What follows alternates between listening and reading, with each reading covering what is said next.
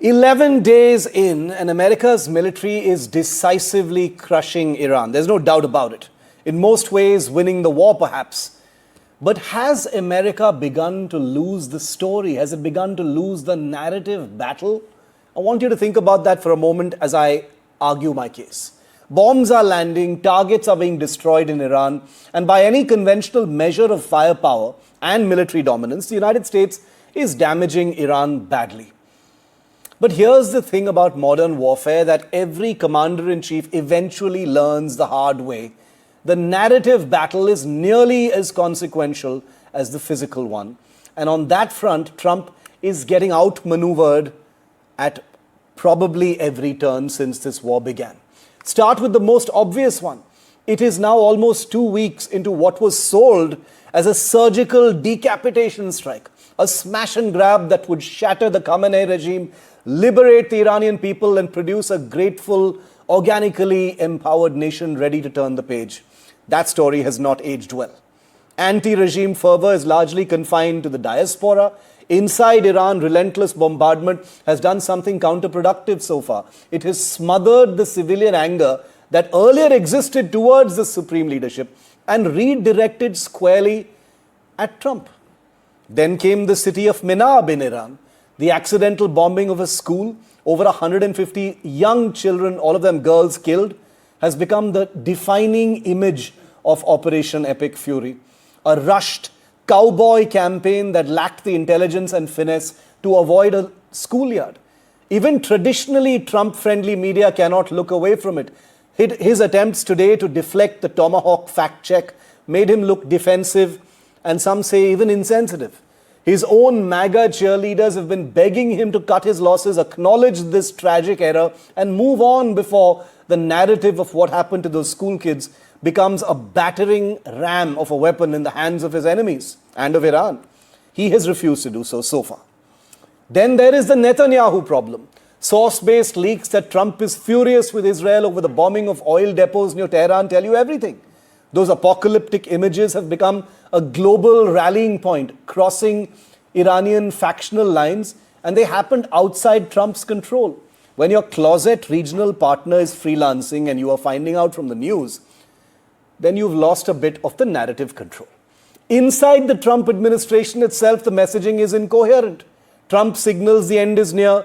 His Secretary of War, Peter Hegseth, says things are just getting started.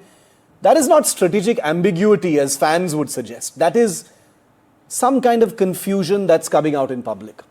And with the fortnight milestone approaching on what was projected as a lightning operation, a darker realization is also settling in, and I want you to think about this as well, viewer.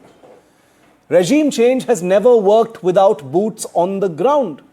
The moment that possibility entered the conversation, the American public has sort of recoiled. They've been here before. Afghanistan, Iraq, the long grinding wars that have consumed lives in the past, Korea, Vietnam, and presidencies. There's no appetite for another one.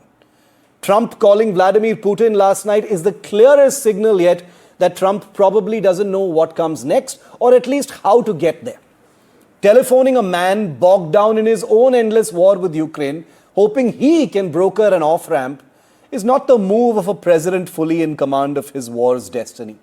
It is the behavior of someone looking for the exit. Layer on top of all of this, the friendly fire incident over Kuwait a few days ago, the slow accumulation of American body bags, 7 and counting, and Trump publicly mocking Britain's offer of naval support, lashing out at his closest partner in a moment that betrayed a man supremely annoyed that nothing is perhaps going to plan. The mood appears to be shifting. The gung-ho opening energy has curdled into something more anxious, more uncertain. The Vietnam War did not end on a battlefield. If you remember, it ended when it could no longer be sold to the American people. Is this some version of that beginning to happen here? And remember, the war didn't start on a popular note at all. Or is Trump so deep in that the only move left is to hunt desperately for an off-ramp that looks enough like a win that he can live with it? Now, here are some indicators that Trump is looking for that off-ramp. That's his priority number one. The Iran retaliation has been fiercer than expected. Even today, Iran managed to hit a refinery in the United Arab Emirates. No uprising, no popular revolt by the people of Iran on the ground in Tehran or anywhere in that large country. America's Gulf allies have been caught in the crossfire. American bases have been hit, as you saw on my show yesterday. Missile defense radars have been targeted by Iran. All of this has caught America off guard and sent alarm bells ringing.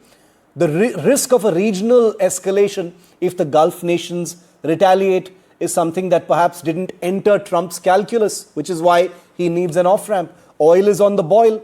This entire war has put the world on edge. There is an oil shock. That must have been accounted for. But can he contain the damage? Political pressure at home as the body bags begin to arrive. So far, the body bags are only 7 in number. But as the numbers pile up, and they probably will, can Trump sell that to the American public? And there are midterm elections coming up. The heavy cost of war. The US is taking big hits at all of its bases, all of its presences in the Middle East. And he has had to publicly dial Vladimir Putin and speak to him for a whole hour, right in the middle of a war with Iran. That is the clearest signal that an off-ramp is what Trump wants. But why does Trump need an off-ramp? You could say that he's the most powerful president, most powerful military, most powerful country in the world. Why does he need an off-ramp from all of this? Number one, no indication of the war reaching any logical end is the biggest reason why an off-ramp is necessary. The school bombing has been a big dent on America's image as a moral warfighter. Never really enjoyed that image, but this has seriously dented it. Differing voices from within the Trump administration, like Hegseth, Trump and others. Trump says war is almost over. Hegseth says the fury has just begun. Who is right? Depleting interceptor stock. Big radars have taken a hit. No matter what anyone says, weapons are finite. There cannot be an infinite supply of expensive weapons. Even a country as rich as America can't have an endless supply of $1 million interceptors to take care of an endless supply of drones, which are far cheaper, that Iran claims to be producing in large numbers. Number 6, being blamed for the global oil crisis. How long can he sustain being at the center of the world, pointing a finger and says, you are the cause of this crisis? Differences with Israel over the Iran oil strike. So these are just 7 reasons that I've come up with over why an off-ramp, an exit route, is the most compelling reason why we can all perhaps and hope to believe that this war's end is somewhere in the near future. It's a wrap on India Matters. If you have been, thanks very much for watching the #1 show at 8 p.m.